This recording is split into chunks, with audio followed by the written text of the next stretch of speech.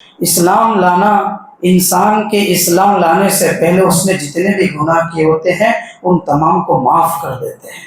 یعنی توبہ کرنا، اس سے انسان کا کفر بھی اللہ تعالیٰ معاف فرما دیتے ہیں۔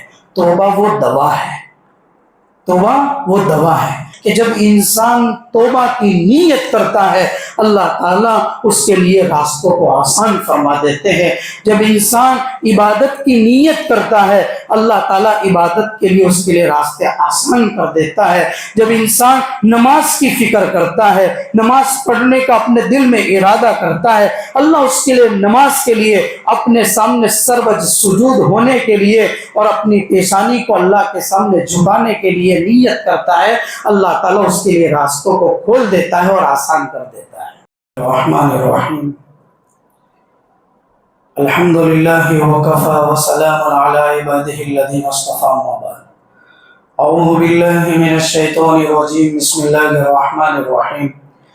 وتوبوا الی اللہ جميعا ایها المؤمنون لعلکم تفلحون۔ وقال تعالی فی موضع آخر: وذروا ظاہر الاثم وباطنہ ان الذین یکسبون الاثم سیجزون بما كانوا یقترفون۔ صدق اللہ العلی العظیم۔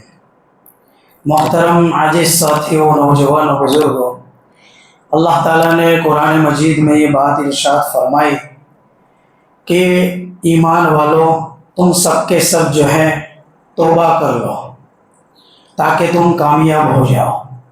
دوسری جگہ اللہ تعالیٰ ارشاد فرماتے ہیں کہ تم کھلم کھلا گناہ کو اور چھپے ہوئے گناہ کو بھی چھوڑ دو۔ جو لوگ گناہ کرتے ہیں ان کو ان کے کیے ہوئے کی سزا دی جائے گی۔ اللہ تبارک و تعالیٰ نے انسان کے لیے کہ وہ کامیاب ہو جائے یہ بات ارشاد فرمائی کہ اسے چاہیے کہ اللہ اور اس کے رسول صلی اللہ علیہ وسلم کی اطاعت کرے۔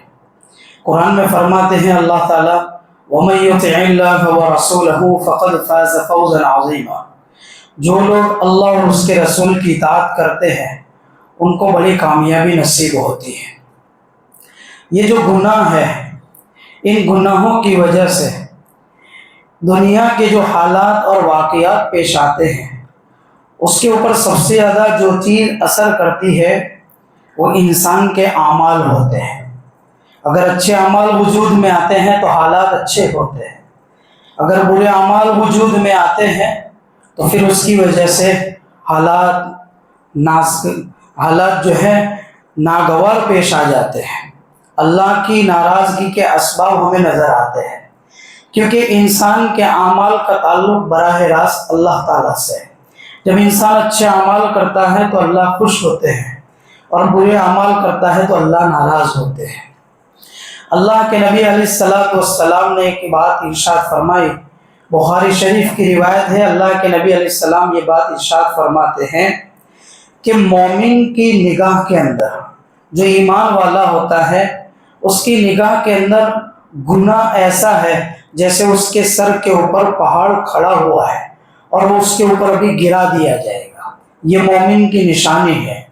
جبکہ فاسق اور فاجر اور اللہ کی نافرمانی کرنے والے لوگوں کی نگاہ میں گناہ کی ویلیو ایسی ہے جیسے ناک کے اوپر مکھی بیٹھی ہوئی تھی اور اڑا دی گئی، یعنی وہ اتنا حقیر اور معمولی سمجھتے ہیں۔ اسی لیے حافظ ابن قیم رحمۃ اللہ علیہ فرماتے ہیں: اے لوگوں، کسی بھی گناہ کو معمولی نہ سمجھو، یہ سمجھو کہ میں نافرمانی کس کی کر رہا ہوں، اس اللہ کی جو کتنی بڑی ذات ہے، یعنی احکم الحاکمین ہے، تو اس کی میں نافرمانی کر رہا ہوں۔ اسی لیے ایک بات یہ بھی کتابوں میں لکھی ہے کہ سب سے بڑا گناہ کون سا ہے؟ کیا نماز کا چھوڑ دینا سب سے بڑا گناہ ہے؟ شراب پینا یہ سب سے بڑا گناہ ہے؟ نہیں، سب سے بڑا گناہ یہ ہے کہ انسان جب کسی برائی کو اور اللہ کی نافرمانی کے کام کو معمولی سمجھ کر کرے تو یہ سب سے بڑا گناہ ہے۔ ایک انسان کوئی گناہ کرتا ہے اور اس کو یہ سمجھتا ہے کہ یہ گناہ ہے تو پھر اس کو توبہ کی توفیق کے ملنے کی بہت امید ہے۔ لیکن اگر کوئی معمولی اور حقیر سمجھ کر گناہ کرتا ہے اور اس گناہ کی اس کے نظر میں کوئی ویلیو نہیں ہے کہ اللہ اس سے کتنے ناراض ہوتے ہیں، اللہ کے نبی علیہ السلام کتنے ناراض ہوتے ہیں، تو پھر اس کی وجہ سے انسان کو توبہ کی توفیق نہیں ملتی۔ اسی لیے یہ بات بھی اللہ کے نبی علیہ السلام نے ارشاد فرمائی کہ گناہوں سے توبہ کرنے والا ایسا ہے کہ اس نے گناہ ہی نہیں کیا، التائب من الذنب کمن لا ذنب لہ۔ محترم عزیز ساتھیوں، نوجوانوں، آج یہ حالات ہم دیکھ رہے ہیں، ان حالات کا تقاضا یہ ہے کہ ہم اللہ کی طرف رجوع کریں، اپنے گناہوں سے توبہ استغفار کریں اور ایک نئی زندگی کی شروعات کریں۔ اسی لیے یہ بات کتابوں میں لکھی ہے کہ اللہ کے نبی علیہ السلام جب حنین کی جنگ سے واپسی کر رہے تھے تو ایک دیہاتی اللہ کے نبی علیہ السلام کی خدمت میں حاضر ہوئے اور انہوں نے کہا، جبکہ اللہ کے نبی علیہ السلام جو ہے چادر اوڑھ کر بیٹھے ہوئے تھے، تو انہوں نے اللہ کے نبی علیہ السلام کی چادر کو پکڑ لیا اور زور سے کھینچا۔ اللہ کے نبی علیہ السلام کی جیسے آنکھیں باہر آ گئیں۔ اللہ کے نبی علیہ السلام نے کہا، کیا معاملہ ہے؟ تو کہا، مجھے مال دیجئے، یعنی غنیمت کا مال جو تمہارے پاس آیا ہے، وہ مال نہ تیرا ہے نہ تیرے باپ کا ہے، مجھے اس میں سے چاہیے۔ اللہ کے نبی علیہ السلام نے فرمایا، اس چادر کو چھوڑو تاکہ میں بول سکوں۔ اللہ کے نبی علیہ السلام نے فرمایا، مال جتنا تھا میں تقسیم کر چکا ہوں، اب میرے پاس مال موجود نہیں۔ اس نے کہا، مجھے تو مال دینا ہی پڑے گا۔ اللہ کے نبی علیہ السلام نے حضرت بلال رضی اللہ عنہ سے کہا کہ کہیں سے قرضہ لے کر آؤ اور اس کو مال دے دو، جب ہمارے پاس مال آئے گا تو ہم اس کو چکا دیں گے۔ اس روایت کو لا کر یہ بیان فرماتے ہیں کہ اللہ کے نبی علیہ السلام جو نبی صلی اللہ علیہ وسلم کو ستاتے تھے، ان کے ساتھ نازیبا حرکتیں کرتے تھے، ان کے ساتھ بھی اللہ کے نبی علیہ السلام کیا معاملہ کر رہے ہیں، کیسا معاملہ کر رہا ہے۔ ایک اور واقعہ، اللہ کے نبی علیہ السلام نے یہ بیان فرمایا، کتابوں میں یہ واقعہ لکھا ہے، ایک صحابی رسول اللہ کے نبی علیہ السلام کے خدمت میں حاضر ہوئے اور اللہ کے نبی علیہ السلام کے سامنے بیٹھ کر رو رہے ہیں اور کہہ رہے ہیں کہ دور جاہلیت، یعنی زمانے جاہلیت کا ایک گناہ جو میں نے کیا تھا، جب وہ مجھے یاد آتا ہے تو مجھے بہت رونا آتا ہے۔ اللہ کے نبی علیہ السلام نے فرمایا، کون سا گناہ ہے؟ تو وہ فرماتے ہیں کہ جب میری بیوی حاملہ تھی، یعنی پریگننٹ تھی، اور ملک شام کا میں جب سفر کرنے والا تھا تو میں نے اپنی اہلیہ اور بیوی سے کہا کہ اگر بچہ پیدا ہو، لڑکا پیدا ہو تو اس کی بہترین تربیت کرنا، اور اگر لڑکی پیدا ہو تو اس کو زندہ درکور کر دینا، مجھے کوئی ضرورت نہیں۔ یہ ملک شام کے سفر پر چلے، اس وقت گھوڑوں کا، اونٹوں کا، کھچروں کا، یہ سواریوں پر سفر ہوتا تھا۔ چند سال کے بعد جب وہ اپنے گھر واپس لوٹے تو دیکھا کہ ایک بچی ان کو پانی دینے کے لیے آ رہی ہے اور بڑی محبت کے ساتھ ان کے ساتھ کھیل رہی ہے، یہ بھی ان کے ساتھ محبت کا تعلق کر رہے ہیں اور ان کے ساتھ کھیل کود کر رہے ہیں۔ چند دنوں کے بعد اپنی بیوی سے پوچھا کہ یہ بچی کس کی ہے؟ تو کہا کہ میں سچ بتاؤں، آپ نے تو مجھے کہا تھا، لیکن میرے دل کی ممتا نے یہ گوارا نہ کیا کہ میں اس کے ساتھ وہ رویہ اختیار کروں، یہ تمہاری بچی ہے۔ پھر ان کو غصہ آ گیا، چند دن خاموش رہے اور اس کے بعد ایک دن جو ہے اپنی بچی کو لے کر جنگل میں گئے اور وہاں گڑھا کھودنا شروع کر دیا، اور وہ بچی اپنے باپ کو پسینے میں شراب کر دیکھ کر جو ہے اپنے دوپٹے سے اپنے باپ کے پسینے کو پوچھ رہی ہے اور کہہ رہی ہے کہ ابا یہ گڑھا کس کے لیے کھود رہے ہیں، یہ کھڈا کس کے لیے کھود رہے ہیں؟ کہ تجھے زندہ درگور کرنا ہے، اس لیے میں نے کھودا ہے۔ وہ بچی کہتی ہے، اے ابا مجھے جینے دو، مجھے اس طرح مارو مت، میں تمہاری عزت پر آنچ نہیں آنے دوں گی، میں تمہیں ذلیل اور رسوا نہیں کروں گی۔ لیکن انہوں نے ایک نہ سنی اور اس کو جو ہے دھکا دے کر گڈھے میں رکھ دیا اور مٹی ڈال دی۔ صحابی فرماتے ہیں کہ میری بیٹی کی کتنی سختی کے ساتھ روح نکلی ہوگی۔ یہ سن کر اللہ کے نبی علیہ السلام کی آنکھیں بھی اشکبار ہو گئی، رونے لگے اور کہا، بس اب تم چلے جاؤ۔ صحابی کو وہاں سے جانے کی اجازت دے دی۔ کچھ مدت کے بعد وہ صحابی واپس آتے ہیں تو اللہ کے نبی علیہ السلام یہ بات ارشاد فرماتے ہیں، الاسلام یہدم ما کان قبلہ، اسلام لانا انسان کے اسلام لانے سے پہلے اس نے جتنے بھی گناہ کیے ہوتے ہیں ان تمام کو معاف کر دیتے ہیں. یعنی توبہ کرنا، اس سے انسان کا کفر بھی اللہ تعالیٰ معاف فرما دیتے ہیں. توبہ وہ دوا ہے، توبہ وہ دوا ہے.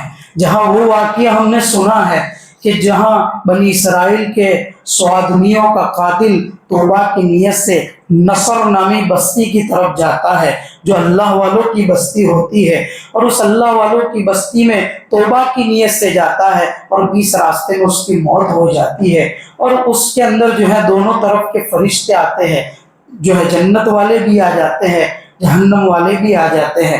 اس موقع کے اوپر جو ہے اللہ تبارک و تعالیٰ فرشتوں کو پیمائش کا حکم دیتے ہیں کہ جس بستی سے نکلا تھا اور جس بستی کی طرف جا رہا تھا تو دیکھو کہ کون سا راستہ قریب کا ہے، اس کا فیصلہ ہوگا. طی الارض، اللہ تعالیٰ زمین کو لپیٹ دیتے ہیں اور نصر نامی جو توبہ کی بستی تھی، اللہ والوں کی بستی تھی، اس بستی کو یعنی نزدیک کر دیتے ہیں، قریب کر دیتے ہیں، اور جو ہے اس کے حق میں مغفرت کا، توبہ کا اور جنت کا فیصلہ فرما دیتے ہیں. جہاں یہ مسلم شریف میں روایت ہے، امام نووی رحمۃ اللہ علیہ فرماتے ہیں کہ جب انسان توبہ کی نیت کرتا ہے اللہ تعالیٰ اس کے لیے راستوں کو آسان فرما دیتے ہیں. جب انسان عبادت کی نیت کرتا ہے اللہ تعالیٰ عبادت کے لیے اس کے لیے راستے آسان کر دیتا ہے. جب انسان نماز کی فکر کرتا ہے، نماز پڑھنے کا اپنے دل میں ارادہ کرتا ہے، اللہ اس کے لیے نماز کے لیے اپنے سامنے سربج سجود ہونے کے لیے اور اپنی پیشانی کو اللہ کے سامنے جھکانے کے لیے نیت کرتا ہے، اللہ تعالیٰ اس کے لیے راستوں کو کھول دیتا ہے اور آسان کر دیتا ہے. شیخ الاسلام حضرت مولانا حسین احمد مدنی رحمۃ اللہ علیہ فرمایا کرتے تھے، اسی طرح انسان جب کسی گناہ کا ارادہ کرتا ہے، برائی کا ارادہ کرتا ہے، اللہ کی نافرمانی کا ارادہ کرتا ہے تو اللہ اس کے لیے بھی وہ راستے آسان کر دیتا ہے. اگر اس کو حلال طریقے سے رزق نہیں چاہیے، حرام طریقے سے رزق چاہیے اور اس کی نیت کرتا ہے، حرام طریقے سے اس کو رزق حاصل کرنے کے راستے اس کے لیے آسان کر دیتا ہے. جہاں وہ صحابی جو اپنا قصہ سنا کر اللہ کے نبی کے سامنے رو رہے ہیں، لیکن جب اللہ کے نبی علیہ السلام نے ان کی تربیت فرمائی تو کیسے جلیل القدر صحابہ اور اپنی جانوں کو نچھاور کرنے والے اور اللہ کے حکم پر اور اللہ کے نبی کے حکم پر اور اللہ کی نبی کی سنتوں پر اور اللہ کی نبی کی اداؤں پر اپنے آپ کو نچھاور کرنے کے لیے کیسے تیار ہو گئے، اس کی جو ہے جھلکیں اور اس کے بے شمار واقعات ہمیں کتابوں میں ملتے ہیں. حضرت عبداللہ ابن مسعود رضی اللہ عنہما کا زبردست واقعہ کتابوں میں لکھا ہے. خطبات حنیف میں حضرت شیخ خلیل لوہاروی دامت برکاتہم فرماتے ہیں، حضرت عبداللہ ابن مسعود رضی اللہ عنہ جمعہ کے دن اس وقت مسجد میں تشریف لا رہے تھے کہ اللہ کے نبی علیہ السلام خطبہ دے رہے تھے، تو دیکھا کہ کچھ لوگ ادھر ادھر کھڑے ہوئے ہیں خطبے کے دوران. تو اللہ کے نبی علیہ السلام نے خطبے کے دوران حکم دیا اجلسو، یعنی بیٹھ جاؤ. حضرت عبداللہ ابن مسعود رضی اللہ عنہما تو راستے میں تھے، لیکن ان کے کانوں میں جیسے ہی آواز پڑی کہ اجلسو، بیٹھ جاؤ، تو جہاں وہ کھڑے تھے وہ چپل اور جوتے نکالنے کی جگہ تھی، تو وہی کے وہی بیٹھ گئے. اللہ کے نبی علیہ السلام نے دیکھا کہ عبداللہ تو وہاں بیٹھ گئے ہیں، تو بولا کہ عبداللہ تم وہاں کیوں بیٹھے ہو، تم آگے تشریف لے آؤ، آگے آ جاؤ، تم وہاں کیوں بیٹھے؟ تو کہا حضرت آپ کا حکم میرے کانوں میں پڑ گیا، تو میں نے آپ کے لیے تھوڑی کہا تھا، میں نے تو ان کے لیے کہا تھا جو ادھر ادھر کھڑے تھے.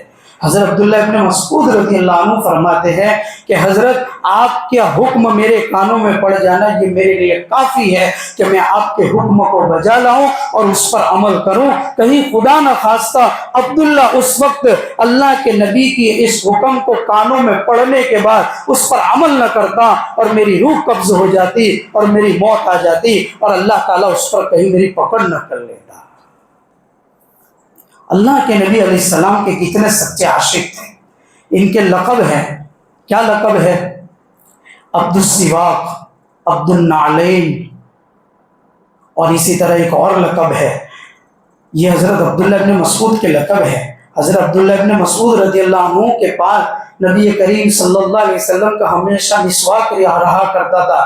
جب حضرت کو مسواک کی ضرورت ہوتی تھی عبداللہ مسواک دیا کرتے تھے. یبد السوال، حضرت عبداللہ ابن مسعود رضی اللہ عنہ کے پاس ہمیشہ ایک تکیہ رہا کرتا تھا. جب اللہ کے نبی علیہ السلام بیٹھتے تھے اللہ کے نبی علیہ السلام کو تکیہ دیا کرتے تھے.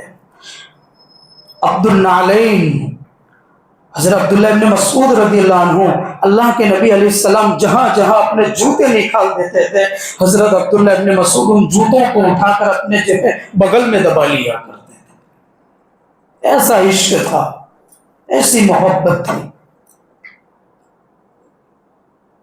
آج ہمیں ایسی محبت نہیں ہے اللہ کے نبی سے. اور محبت زبانوں کا دعویٰ نہیں ہے، محبت دل کا دعویٰ ہوتا ہے. اور محبت جب دل سے ہوتی ہے تب اللہ تعالیٰ جنت دیا کرتا ہے. زبانوں کے دعووں پر اللہ جنت نہیں دیا کرتے ہیں. اسی لیے وہ دیہاتی جس نے اللہ کے نبی علیہ السلام سے مال غنیمت مانگا تھا، اس میں روایت میں آگے لکھا ہے کہ وہ دیہاتی اللہ کے نبی سے یہ سوال کرتا ہے. یہ میں مناسبت کی وجہ سے وہاں آدھی بات کاٹ کر یہاں میں بیان کرتا ہوں، ربط اور جوڑ کی وجہ سے. وہ دیہاتی اللہ کے نبی سے یہ سوال کرتے ہیں کہ کوئی آدمی کسی سے محبت کرتا ہو جس کو اس نے زندگی میں دیکھا ہی نہیں ہے، اس کا کیا مسئلہ ہے؟ اللہ کے نبی علیہ السلام فرماتے ہیں المرء مع من احب، جو دنیا میں جس سے محبت کرے گا کل قیامت کے دن اس کے ساتھ اس کا حشر ہوگا. آج مجھے اور آپ کو اللہ کے نبی سے محبت ہوتی، ہماری نمازیں نہ جاتی. جس سے محبت ہوتی ہے اس کی ایک ایک ادا ہماری زندگی میں آ جاتی ہے. اس کی ایک ایک ادا کے اوپر ہم جو ہیں اپنی جانوں کو قربان اور نچھاور کرنے والے بن جاتے ہیں. لیکن آج امت کا بہت بڑا طبقہ وہ ہے جو اللہ اور اس کے رسول کو ناراضگی کے کاموں میں اپنے وقت کو، اپنی صلاحیت کو، اپنے مال کو لگا رہا ہے، کھپا رہا ہے. اور وہ یہ اس لیے ہو رہا ہے اور توبہ کی توفیق نہیں ہو رہی کہ آج گناہ کو، بڑے بڑے گناہ کر کے انسان اس کو معمولی سمجھتا ہے. بڑے بڑے گناہ کر کے انسان اس کو معمولی سمجھتا ہے. گلدستہ احادیث میں مفتی شفیق صاحب نے ایک روایت نقل فرمائی. وہ فرماتے ہیں اللہ کے نبی علیہ السلام نے یہ بات ارشاد فرمائی ہے کہ ایک وقت ایسا آئے گا کہ اس امت کے نوجوان کھلم کھلا گناہ کریں گے اور اس امت کی عورتیں سرکش ہو جائے گی. صحابہ فرماتے یا رسول اللہ ایسا بھی ہوگا؟ کیونکہ وہ خیر القرون کا زمانہ تھا تو ایسا تصور کرنا مشکل تھا.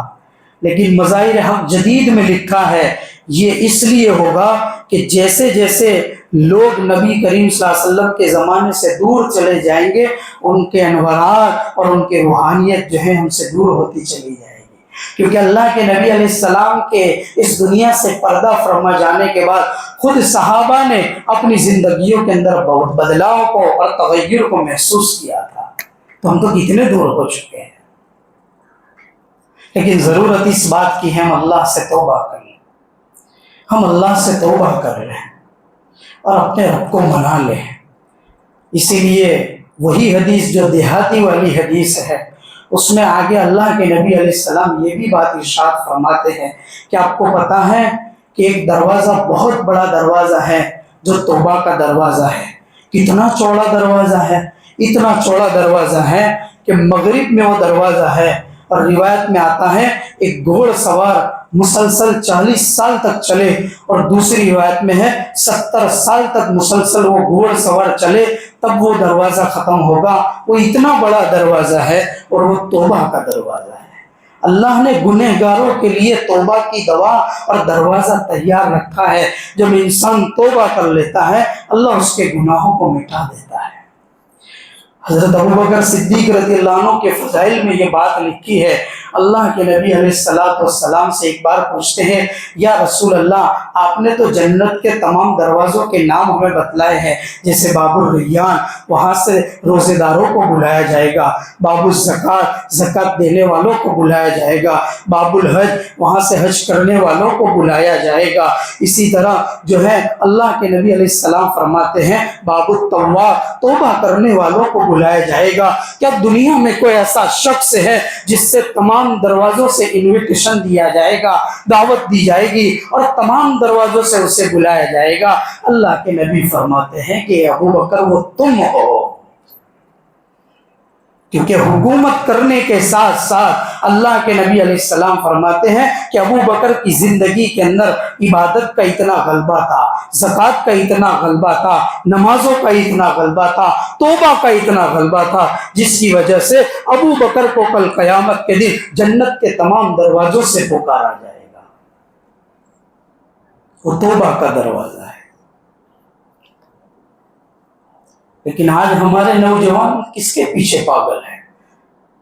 جس نبی کو ہم نے نہیں دیکھا وہ نبی ہماری کیا فکر فرماتے ہیں؟ مسلم شریف کی روایت میں ہے، ایک مرتبہ اللہ کے نبی علیہ السلام پوری رات رو رہے تھے۔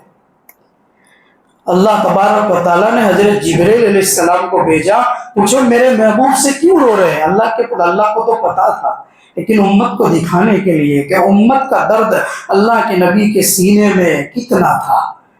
جبریل جاتے پوچھتے، یا رسول اللہ آپ کیوں رو رہے ہیں؟ پوری رات اپنے تو جو ہے آنسو بہانے میں نکال دی۔ اللہ کے نبی فرماتے ہیں میں اس لیے رو رہا ہوں کہ میں جنت میں جاؤں اور میرا امتی جہنم میں جائے، مجھے برداشت نہیں ہے۔ کیسی فکر ہے یہ؟ جن کو آج ہم نہیں پہچانتے ہم اس کے پیچھے دیوانے ہیں۔ کوئی فلمی اسٹار کا دیوانہ ہے، کوئی کرکٹر کا دیوانہ ہے، کوئی فیمس ایکٹر کا دیوانہ ہے، کوئی یوٹیوبر کا دیوانہ ہے، کوئی انسٹاگرام کا فیمس آدمی کا دیوانہ ہے۔